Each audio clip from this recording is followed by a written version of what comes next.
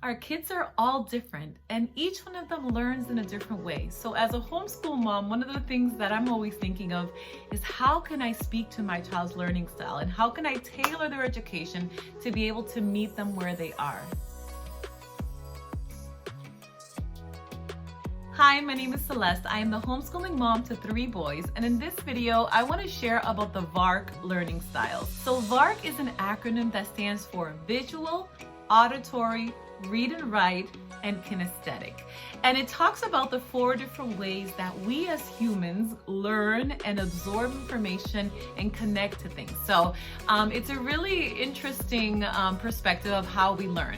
So I'm going to break down each one of these different learning styles and the different strategies or tools that you can use as a homeschool mom to be able to connect with your child and your student and help them be able to learn and retain information better. So if you're interested in that, I invite you to keep watching.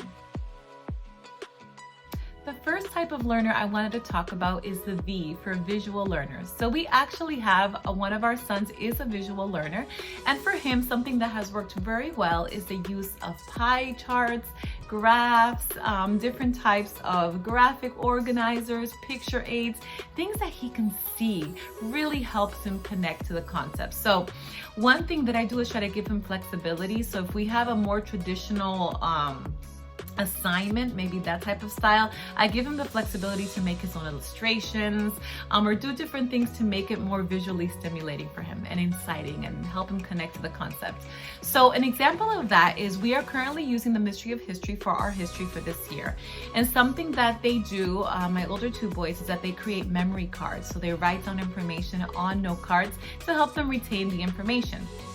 So for my visual learner, what he likes to do is draw illustrations that have to do with the lesson. So I'll insert a picture so you can see kind of what I mean.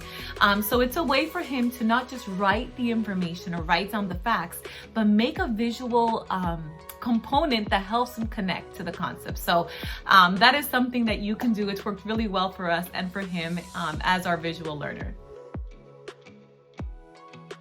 A is for auditory, so an auditory learner. So we don't have an auditory learner here in our home, although I must say, I think that all of us have a little bit of each learning style, or we can learn with each learning style, but we don't have, I would say, a auditory learner. But for these learners, something that's really great, a strategy, is to have instructions said orally. So for example, if there's a paper or a worksheet that has written instructions, being able to also read it out loud so they can hear it will help them connect to what is being asked of them. Read alouds are really great. Audiobooks are great. Anything that allows the child to be able to not just see the information, but also hear the information will really help them connect to the topic and to the concept being shared. The next learning style is read and write.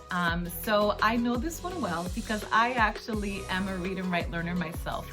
And we have one of our sons that's also a read and write learner. So for this type of learner, a more traditional approach to learning will work very well. So having things written down where they can read them, where they can copy work is great. So if you're trying to memorize something, having them copy it a few times, that will work really great. Books, text, and like I said, note-taking is really key. It's not just enough to see it and maybe hear it, but being able to take and write it down really helps solidify things for read and write learners. The last type of learner is kinesthetic. And I have to say, I think this is the most fun learning style to actually teach as a teacher. So one of our sons is also a kinesthetic learner. And these are our hands-on learners. Those learners that it's not enough just to hear it or maybe see it, but they want to do it. They want to take their hands, they want to move, and they want to physically connect to the concept that they're learning. So for these learners, a great strategy is to have them sing songs, to stand up, to do hand movements that coordinate with what they're learning. So physical hand movements that kind of go with what they're singing or what they're memorizing will really help these learners. also using manipulatives. So for example, these are Unifix cubes. This has been really great to help my kinesthetic learner learn math concepts and connect to what exactly is being taught. So that's a great thing. Using Play-Doh, craft sticks. Online, there's so many great ideas of what you can do with craft sticks.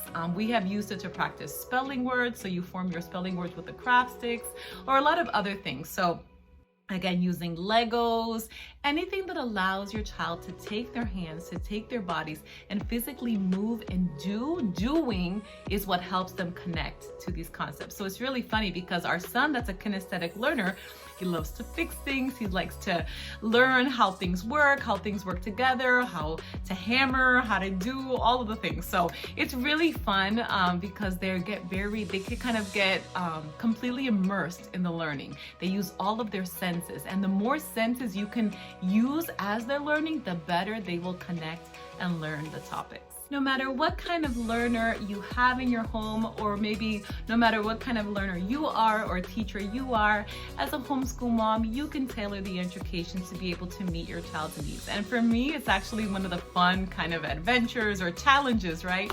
To see and really think about, who am I teaching and how can I take this information and tailor it to the person that's going to receive it. So it's such a blessing to be homeschooling our children. I pray this video was of help, of blessing to you. If it was, please consider subscribing so you don't miss any future videos. I pray God blesses you and your family, and I look forward to talking to you soon.